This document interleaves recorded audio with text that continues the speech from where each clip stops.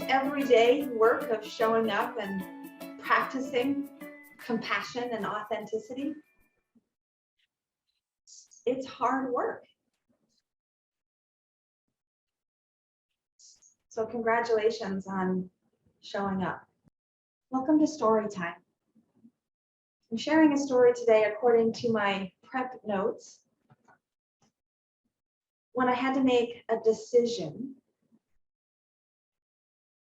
that was really a challenge of my values and my short-term versus long-term intentions and benefits.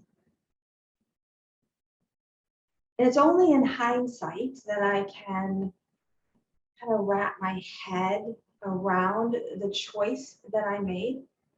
I knew at the time it was the right choice, but I think that at the time, my definition of what was right had more to do with what was expected, what was correct, what was my obligation. So I want to start story time today with a poem. As promised last week, it's another poem from Lisa Lowitz, and it's entitled The Choice. Look not at the faults of others, what they have done or left undone. Rather, look at what you yourself have done or left undone. This comes from the Dhammapada, which is the Buddhist Dhamma for the Sanskrit Dharma, and Pada being a verse or a short script. So this is verse 50 from the Dhammapada. It's how she begins this poem. Let me read this again. Look not at the faults of others, at what they have done or left undone. Rather, look at what you yourself have done or left undone. And when I first read this pada, this verse, I was quick to self-judgment. I was quick to see the things that I had failed to do, or the quick things that I had chosen to do out of selfishness. And it's always been a little easier for me to self-condemn than it's ever been to externally place blame, responsibility. And yet I think that that is often a healthier place to begin because it means that it's within our locus of control. So let's move on to the words of Lisa Lowitz. Get off the train of criticism, or stay where you are if you must. Stuck on the tracks, blocking your own journey. You can blame others endlessly, or take responsibility right now for yourself. Be neither victim nor vanquisher. Let your failures humble you.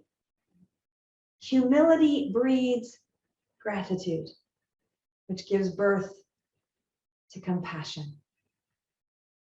This is moksha, liberation, the ability to see the choice, then make the choice.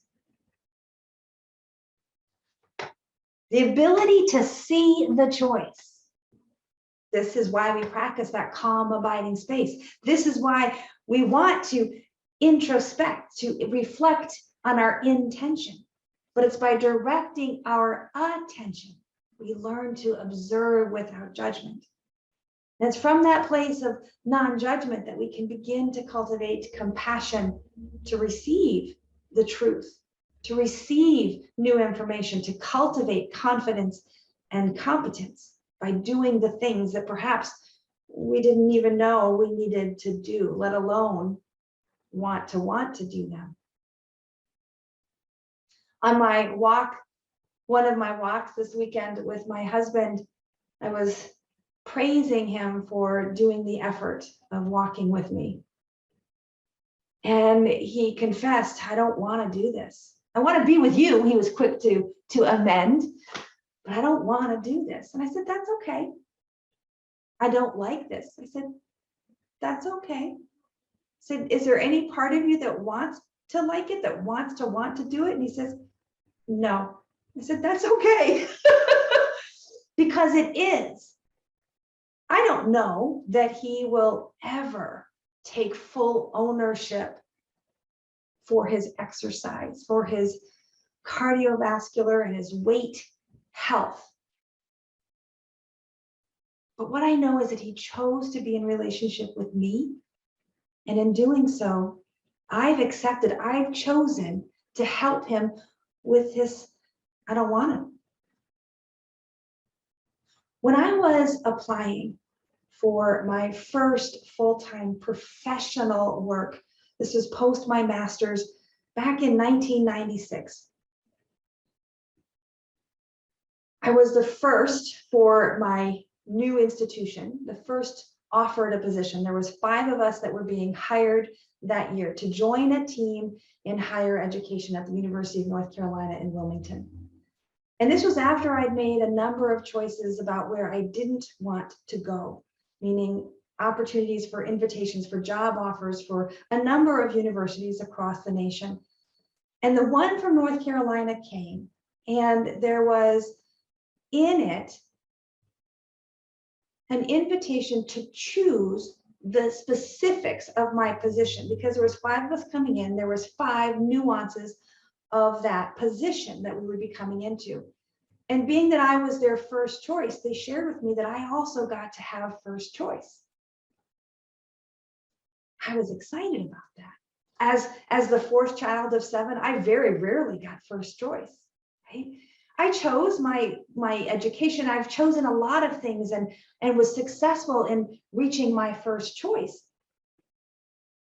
But my first choice was challenged in this particular decision because when I was scheduled to go to the campus to do my final interview, and by that I mean I'd already been offered the job, but I hadn't yet fully accepted. And so they were flying me out to the campus to take a tour and to wine and dine me, or as the case may be, apple juice and, I don't know, morning walks on the beach. I mean, I wasn't interested in the fancy. I was interested in the authentic, even then.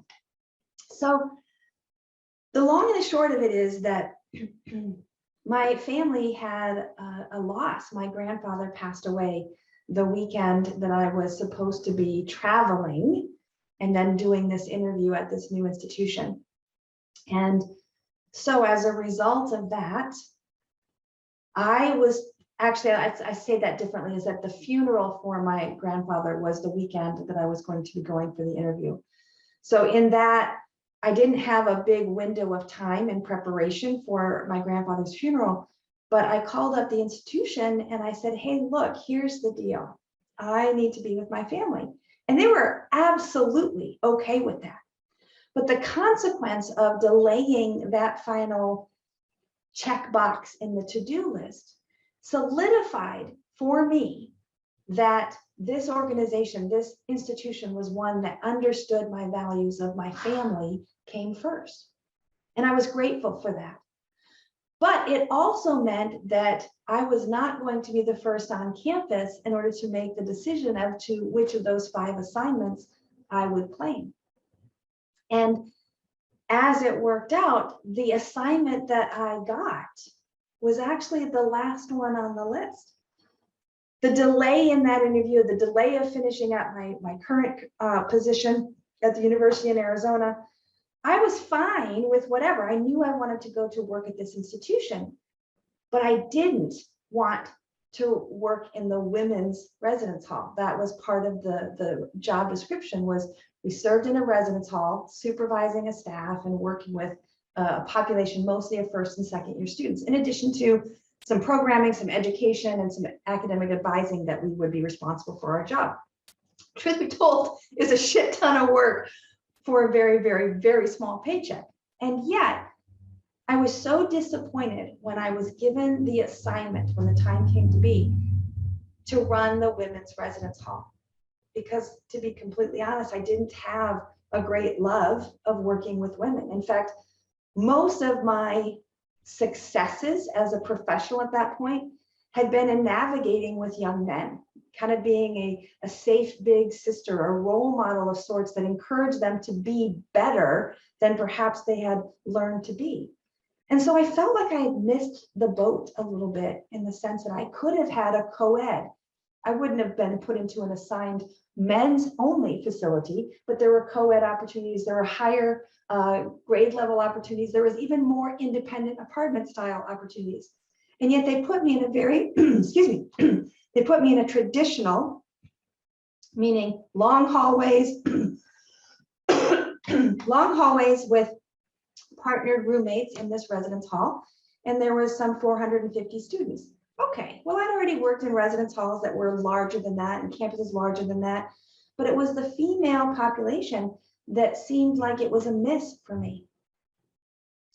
But I accepted the job and I found ways to make it worth my while. Not only did it begin to shift my understanding of my work in the world, but it also solidified some of my assumptions about young women. But in doing so, it also challenged this young feminist that it could be done differently, that I didn't have to enable some of the pettiness that I saw in women, the cattiness, the backstabbing, the competition over men, over attention. And so with the help of my young staff and the help of the institution, not only were we able to shift some of that expectation that you come to college to earn your MRS degree. If you don't know what that means, it basically means you're looking for a husband. You're not looking to graduate with a bachelor's of any kind. You're looking to find your lifelong sugar daddy, right? So with that, I was proud to be a part of not only students completing their first year of education, which was a big deal for this institution, having folks who would graduate from their freshman to their sophomore year, but that they were claiming this as a way in which to grow in their own identity. Now, fast forward the next 20 years, and the majority of my students today are women. And I believe that that trajectory was chosen for me as a consequence of me choosing my priority of family first before accepting a position at this university. In hindsight, what have I gotten here working with a predominance of women and cultivating the feminine energy, the healing, the resting, the nurturing energy of my own femininity? I doubt it. I doubt that I would have been able to find it without being so immersed deeply into it. So that when I left my corporate work, I dove into even more working with women as part of my Mary Kay cosmetics business. I worked with 99.9% women and was able to, again, through that process, heal some of my expectations, some of my fears, and some of my attachments about what it meant not only to be serving women, but to be a woman. Now, I say all of this in light of it being Pride Month. And I'm not going to come out and I'm not going to tell you that I'm gay. I'm not going to tell you that I've always been secretly gay, because that's not the issue. It is not my story. But I can tell you that one of the greatest compliments that I received was from a strongly gay and transgendered population that sees me as safe. And I think that the reason that I am safe is because I was able to face my own fears about what it meant to be a woman, what it meant to be in community with other women, and shift that in a way that was more authentic for myself and those. So whether or not we align on this spectrum with some sort of label, what's most important in terms of our yoga is that we find out who we be and we choose to be that fully, as frequently, as often, as consistently as we can. So perhaps there was some divine intervention that caused my delay. Thank you, Grandpa, for the timing, not of his death, but of the gathering of my family, which, because of the priorities and the values that I'd already laid in place, it was not a difficult choice. And also because of the work that came as a result of studying and engaging in compassion practice, which I didn't come to yoga till many, many years later, I was able to accept this as the imperfect opportunity that it was, but turn it into something that not only became life-changing, but soul nurturing for myself. And to this day, one of my students is one of my bestest and dearest friends. We've moved back and forth across the country. We've raised our families. We've gotten married. We've worked together. We've played together. We've cried together. And I believe that that is one of the tangible gratitude points of my life, because she helped me embrace my own imperfections and celebrate the differences of our stories and our ways of being in the world, but not from competition, but from a true respect of collaboration rooted in compassion. Thanks, Michelle, for being that for me. So I thought I'd read, to close off, the poem that I shared last week, Choose Wisely, because it is an allowing for ourselves to recognize that we always have a choice. Finding the yes is how we guide that wise choice. So she writes, I've never been to the rainforest, but I can wrap myself in blankets of imagined moss and be consoled by the deepest green. I've never met my ancestors, but I can see them in my dreams, vivid as the cobblestone streets they walked on, taking only what they could carry. You've never seen your future self, yet you can create her in each moment through your thoughts, words, and deeds. We don't live alone. We don't die alone. Don't forget this. Never forget this. Choose wisely. Choose well. Just don't be afraid to choose. Then stand firmly by your choice.